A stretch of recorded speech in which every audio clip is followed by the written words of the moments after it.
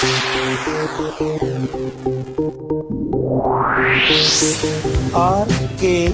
स्वागत है दोस्तों आपका एक बार फिर से हमारे YouTube चैनल RKB कैंफी वीडियोस में। पिछली वीडियो में हमने आपको गति चैप्टर के अभ्यास के जो प्रश्न है एक्सरसाइज में जो आपके क्वेश्चन दिए हैं उनमें से पहले 2 क्वेश्चन हमने सोल्व कर दिए थे। अब इसके बाद आज की वीडियो में हम आपके सामने इसके शेष प्रश्न को लेकर चलते हैं जो भी इस वीडियो में आपके सामने प्रस्तुत किए जा सकेंगे। बाकी बचे हुए क्वेश्चंस के लिए आप हमारे चैनल को सब्सक्राइब कर दें क्योंकि हम वीडियो के बाद आपको लगातार इस एनसीईआरटी के क्वेश्चंस आपके सामने प्रस्तुत करते रहेंगे। तो जैसे ही वीडियो अपलोड हो आपको इसका नोटिफिकेशन मिल जाए। तो आइए देर न करते हुए हम लेकर चलते हैं नेक्स्ट क्वेश्चन जो कि थर्ड क्वेश्चन कुछ इस प्रकार से है। क्वेश्चन नंबर 3 में कहा गया है कि अब्दुल गाड़ी से स्कूल जाने के क्रम में औसत चाल को 20 किलोमीटर प्रति घंटा पाता है और उसी रास्ते से लौटने के समय जबकि वहां पर भीड़ कम है और औसत चाल 40 किलोमीटर प्रति घंटा हो जाती है। तो अब्दुल की इस पूरी यात्रा में उसकी औसत चाल क्या हो जाएगी। आपको औसत चाल कैलकुलेट करना है जबकि 2 बार औसत चाल आने और जाने की दी गई है। तो इस क्वेश्चन को सोल्व करने के लिए देखिए क्या कहा गया है क्वेश्चन में। क्वेश्चन में कहा गया है कि अब्दुल अपने घर से विद्यालय तक जाता है। मान के चलिए घर है उसका A, विद्यालय है उसका B। तो जिस समय वो विद्यालय जाता है उस समय वो देखता है कि उसकी चाल 20 किलोमीटर प्रति घंटा है, लेकिन जब वो वापस आता है तो भीड़ कम होने के कारण उसकी चाल 30 किलोमीटर प्रति घंटा के बराबर हो जाती है। अब इसमें यह कहा गया है कि उसकी कुल औसत चाल ज्ञात कीजिए। औसत चाल यानी आने और जाने में वो एवरेज किस स्पीड से गति कर रहा है, किस गति से उसने इस यात्रा को टोटल यात्रा को पूर्ण किया। औसत चाल का सूत्र होता है हमारा कुल दूरी बटे कुल समय। तो इस सूत्र के द्वारा हम औसत चाल का मान निकाल सकते हैं, लेकिन इस क्वेश्चन में केवल हमें 2 राशियां दी गई हैं। न तो हमें कुल दूरी दी, न हमें कुल समय दिया। तो पहले हम इस कुल दूरी और कुल समय का ही निर्धारण करते हैं। वो किस प्रकार करते हैं थोड़ा ध्यान से देखना। देखिए सबसे पहले ए और बी के बीच की दूरी को मान लेते हैं। तो माना ए से बी के बीच दूरी x है, बीच दूरी बराबर x। देखिए यहां पर ये किलोमीटर में है तो हम भी इसको x किलोमीटर मान लेते हैं। और आने जाने में समय जो है वो घंटे में आपको दिया गया है तो उसको भी उसी अनुसार हम लेकर चलेंगे। तो पहले घर से विद्यालय a से b भी हम लिख सकते हैं। तो घर से विद्यालय जाने में लगा समय, जाने में लगा समय T1 मान के चलिए इसको। तो जो समय होता है उसका सूत्र क्या होगा, यहीं से अगर हम औसत शब्द हटा दें तो चाल बराबर होता है दूरी बटे समय। तो समय बराबर क्या हो जाएगा दूरी बटे चाल। में यहां पर पहले सूत्र लिख रहा हूं ताकि किसी प्रकार की कोई गलती की गुंजाइश ना रहे आपके सामने। तो समय बराबर होता है दूरी बटे चाल। तो जब वो घर से विद्यालय जा रहा है उस अवस्था में समय T1 लगता है। तो दूरी हो गई उसकी x और चाल हो गई कितनी 20 किलोमीटर प्रति घंटा। तो यहां पर जो समय लगा इसको x बटे 20 घंटा लग गया। इसी प्रकार से B से A तक, यानी अब घर से विद्यालय गया था, अब विद्यालय से घर, B से A तक आने में लगा समय, आने में लगा समय, इसको हम ले लेते हैं T2। तो ये भी आपका क्या होगा दूरी बटे चाल। लेकिन अब की बार वो वापस घर आ रहा है तो दूरी देखना, यहां A से B तक की दूरी हमने कितनी मानी थी x। तो B से A तक की दूरी कितनी होगी, जाहिर सी बात है वो भी x होगी दूरी अपॉन टाइम।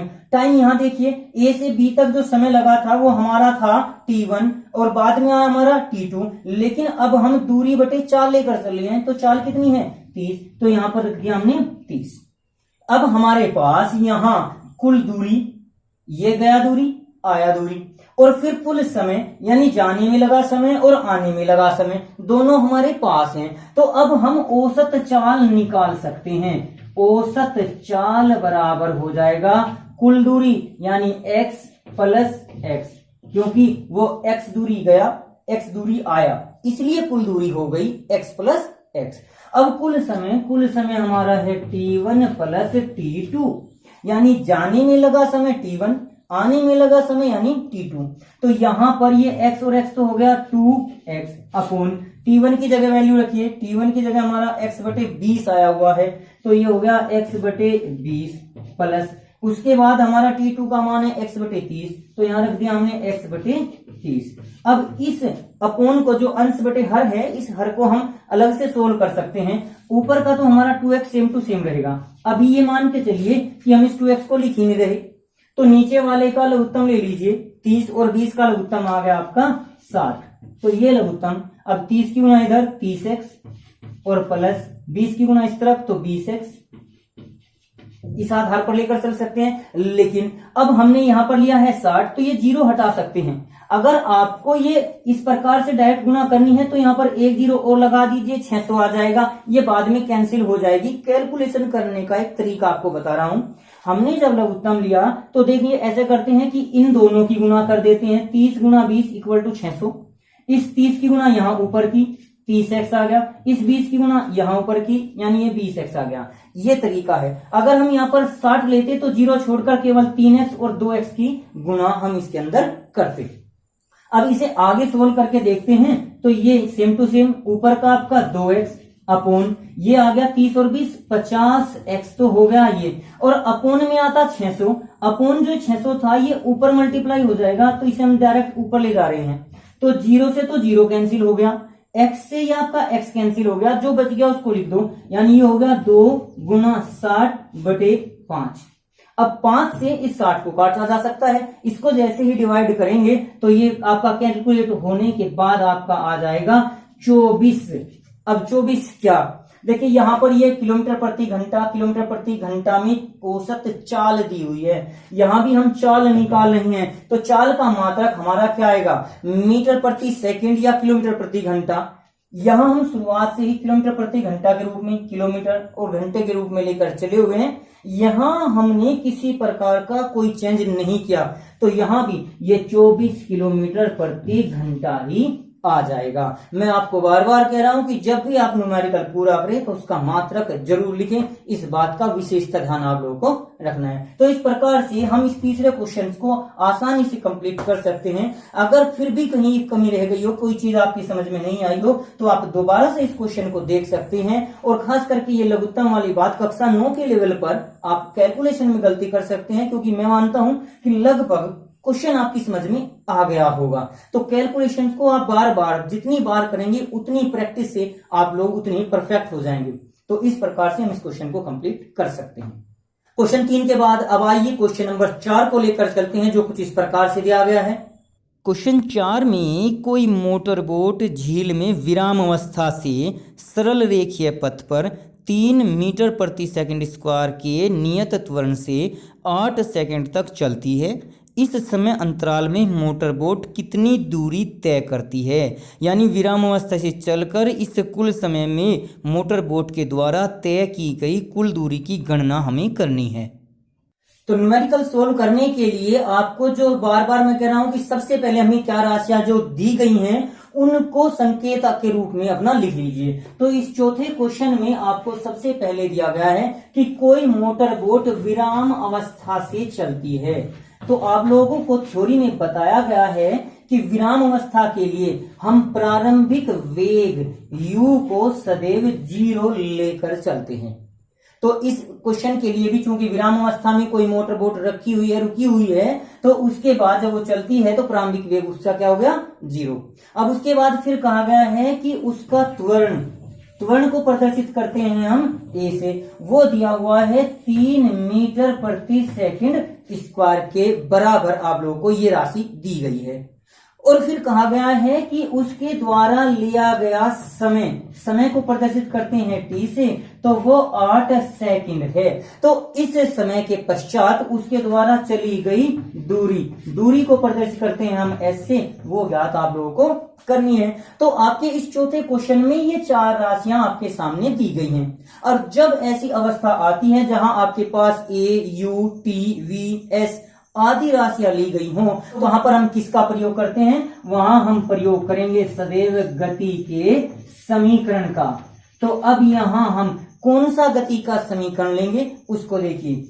UATS, एस के बारे में आपको ज्ञात करना है। तो एस हमारी दो समीकरणों में आता है, सेकंड और थर्ड में, लेकिन जहां पर आपको टी दिया हुआ है तो टी केवल सेकंड समीकरण में आता है। तो अब यहां आप लिख लेंगे गति के सेकंड समीकरण से। तो गति का द्वितीय समीकरण क्या है आप लोगों को मालूम होगा, अगर नहीं मालूम है तो एक बार फिर से थ्योरी देखिए, क्योंकि क्वेश्चन करने के लिए आपके लिए ये सूत्र आपको याद होने चाहिए। क्योंकि अगर आप लोगों को सूत्र याद नहीं है तो फिर इन राशियों को न तो आप छांट सकते और न ही आगे कैलकुलेशन कर सकते। तो अगर आपको अच्छे मार्क्स चाहिए, आप लोगों को सीखना है, तो पहले हमारी थ्योरी की वीडियो देखिए, वहां से सभी प्रकार की जो जानकारी आपको दी गई है उसको ग्रहण कीजिए और उसके बाद आप इन न्यूमेरिकल्स को देखिए। तो गति का द्वितीय समीकरण होता है आपका S equal to UT plus half AT square, plus जब वेग बढ़ रहा हो तो यहां पर हम प्लस लेंगे, अगर वेग घट रहा हो तो यहां पर हम माइनस लेंगे। तो यहां वैल्यू रख दीजिए, U की वैल्यू है आपकी 0, तो ये हो गया आपका 0। T की वैल्यू चाहे कुछ भी हो 0 आ जाएगा, लेकिन यहाँ पर 8 दी है वो 8 प्लस 1/2 सेम टू सेम। ए के स्थान पर हम रखेंगे 3 गुना 3 और गुना टी स्क्वायर यानी 8 गुना 8, तो 8 गुना 8। तो इस प्रकार से ये वैल्यू रखेंगे। तो ये तो हो गया आपका 0, 2 से इसको काट दीजिए 4, तो प्लस 3 गुना 4 गुना 8। अब जैसे इसको कैलकुलेशन करेंगे ये हो जाएगा आपका 96। अब क्या इसका भी मात्रक आप लोगों को लिखना है, तो वो मात्रक किस प्रकार से लिख सकते हैं। देखिए यहाँ त्वरण का मात्रक मीटर प्रति सेकंड स्क्वायर में है और समय का मात्रक सेकंड में है। तो जाहिर सी बात है जो दूरी बची आपकी वो किस रूप में बचेगी, मीटर के रूप में आपकी बचेगी। तो इस प्रकार से यहाँ हमने इस क्वेश्चन में मोटर बोट के द्वारा चली गई दूरी 96 मीटर को ज्ञात कर लिया। तो आज की वीडियो में हमने आपको क्वेश्चन नंबर 3 और क्वेश्चन नंबर 4 इन दोनों क्वेश्चंस को विस्तार पूर्वक समझाया है, अच्छी प्रकार से समझाने की कोशिश की है और उम्मीद कर रहे हैं कि ये समझ में भी आया होगा। अगर फिर भी आपके सामने कोई समस्या रह गई है, किसी प्रकार की कोई बात जो आपकी समझ में न्यूमेरिकल्स में से नहीं आई, तो आप कमेंट बॉक्स में जरूर लिखिए, जरूर इंडिकेट करें कि इस बात को कृपया एक्सप्लेन करें। तो हम आपके सामने उस बात को एक्सप्लेन करने की, उस समस्या को दूर करने की भरसक कोशिश करेंगे। तो बाकी बचे हुए क्वेश्चन हम आपके सामने नेक्स्ट वीडियो लेकर आएंगे, उसमें आपके सामने प्रस्तुत करेंगे। तो आज की वीडियो के लिए धन्यवाद। आज की वीडियो में बस इतना ही। अगली वीडियो प्राप्त करने के लिए हमारे चैनल को सब्सक्राइब करें, वीडियो को लाइक करें और अगर वीडियो अच्छी लगे तो कमेंट्स करें और दोस्तों को भी शेयर करें।